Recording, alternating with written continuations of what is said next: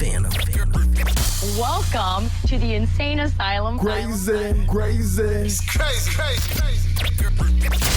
You're now tuned into the paddedroom with DJ Waffles on Southside on Dash Radio. Y'all already know what it is. Your boy DJ Waffles on the check-in. It's that Thursday type of time. And yes, I am happy to be here again. I feel good. I feel blessed. Shout out to everybody that's listening on the app right now. Shout out to everybody that's going to be subscribing. Shout out to everybody that's on IG. Shout out to everybody that had a baby today. Shout out to like everybody that's getting lunch paid for by a trick or something like that. Shout out to everybody that's having a good time today. But listen, man, I got a special person in the building today.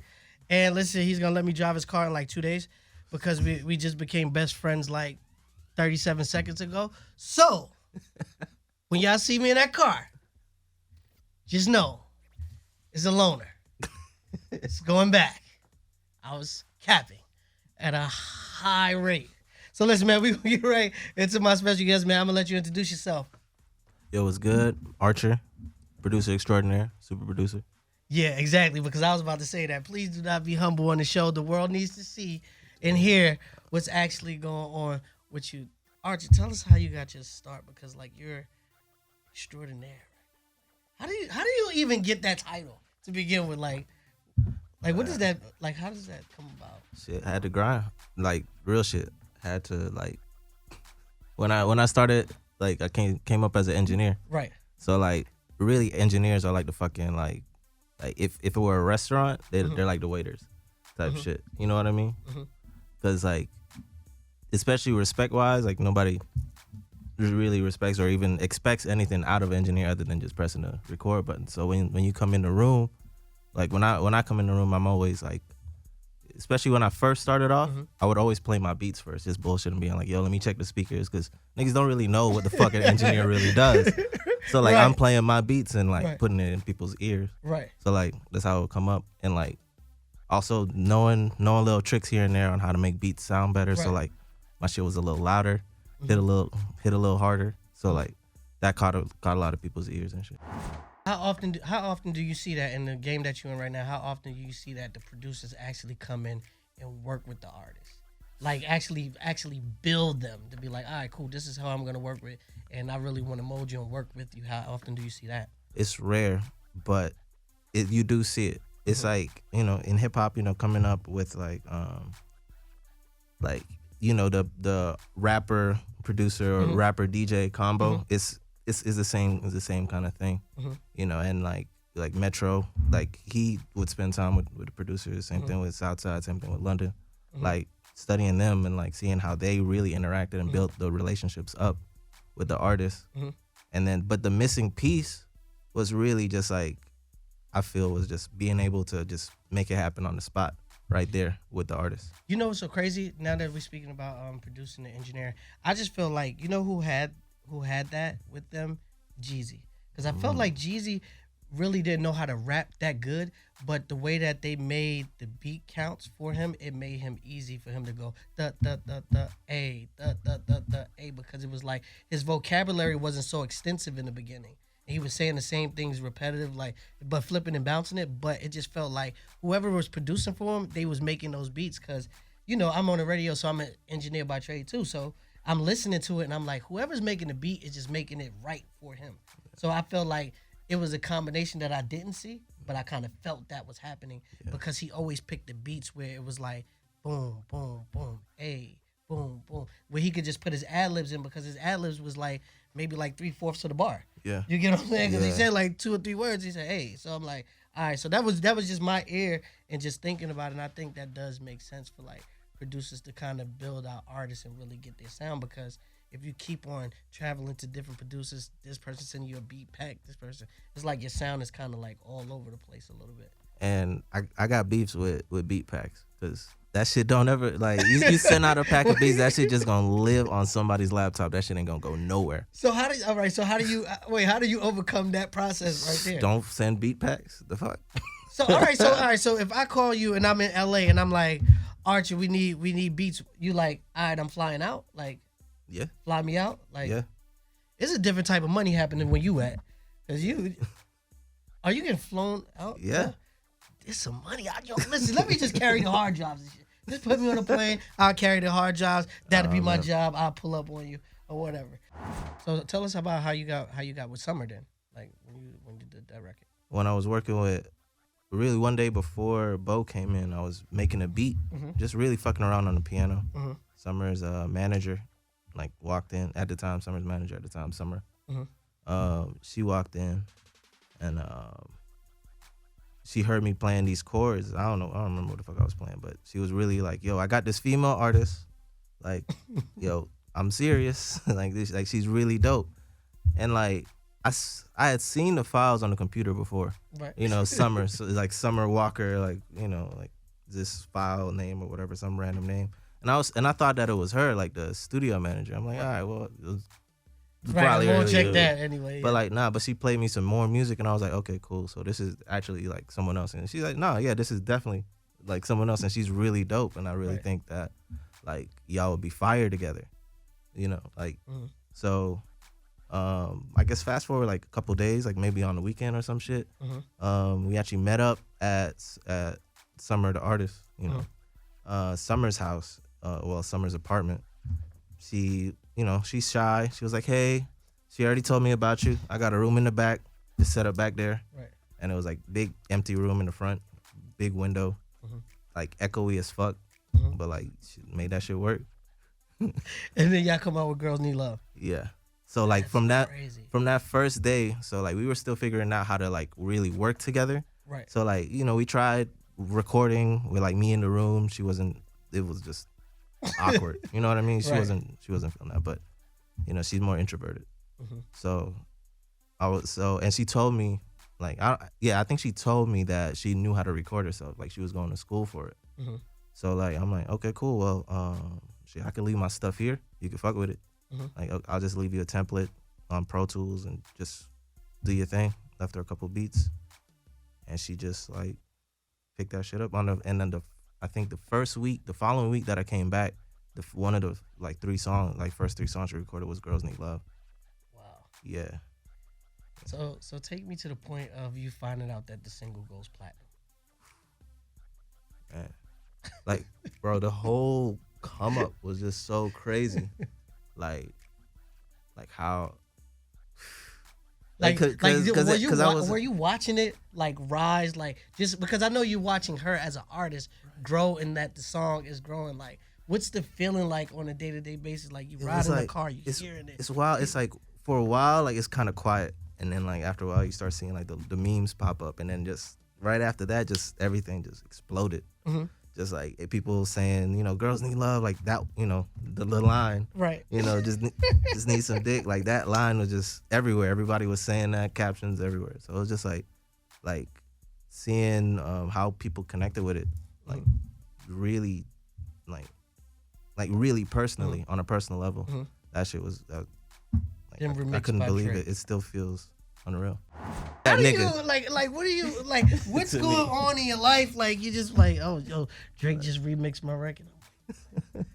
Like Champagne Poppy, like this is Aubrey. This is like Right. a big deal. Like, how do you where were you at when you got that call? Like Drake just jumped on a remix to your song and it's like out of here. Ev called me. My manager Ev, he called me. He was like, yo, I got some good news. You up? It's I not wasn't quiet, even awake. bro. It's not quiet, bro. He was like, yo, you up?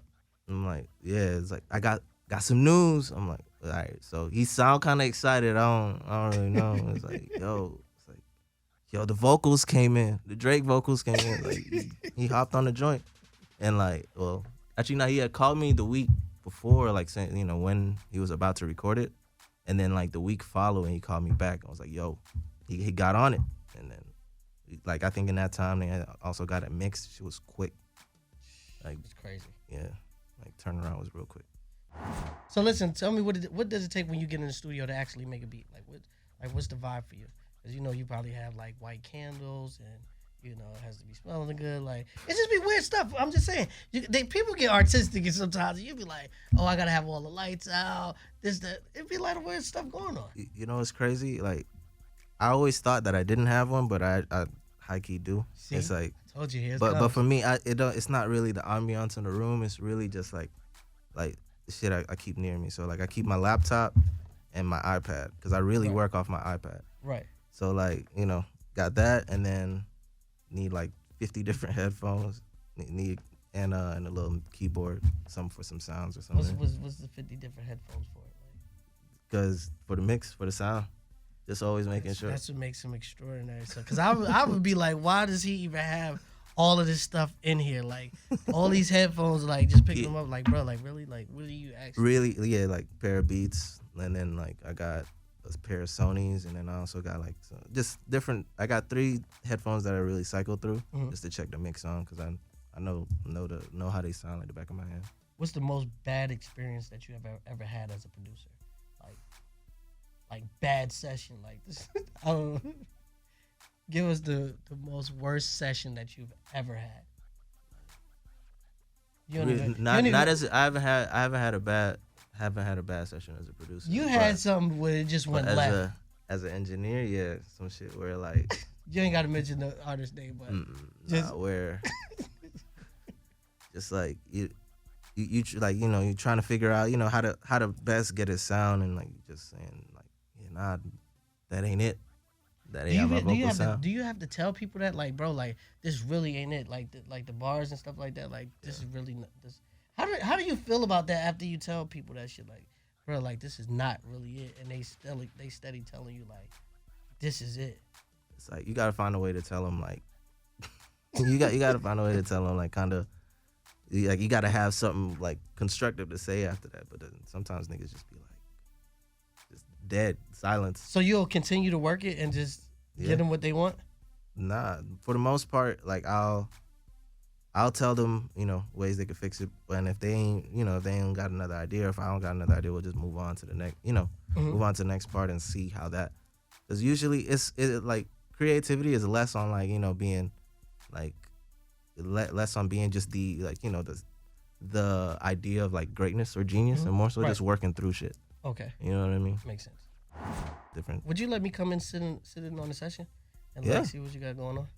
I think I want to see the action. Yeah. Because I just want to be a producer for like 24 hours. Like if I could just I just want to get one placement. Because if I get one placement and then we split it, we'll be cool. You know what I'm saying? We'll take that money and we can just invest it. So listen, as a super producer extraordinaire, what's the goals for you as a producer now that you're actually, you know, you're escalating like super fast right now. You're working with a lot of different artists, you got a lot of different placements and stuff like that. Like what's next for you as a producer as you go up the mountain? Shoot. Really, I'm working on ways to really just maintain it. You know, ways to build wealth rather than just, you know, because a couple $1 million just sitting in your bank account is just ain't gonna, you know what I mean? It's just gonna go down. It's just gonna depreciate. So to put my money to work in different places, like I've been investing in crypto, starting to, like I'm really researching, like because I'm about to start getting into real estate. Okay, dope. And buying properties, buying land, and just really trying to find more investments, more like stuff outside of music that where I can make income passively. Listen, man, before we get out of here, let everybody know like how they, not beat packs. I was about to say the beat pack, but you cannot listen. Disclaimer: Aarcher does not do beat packs.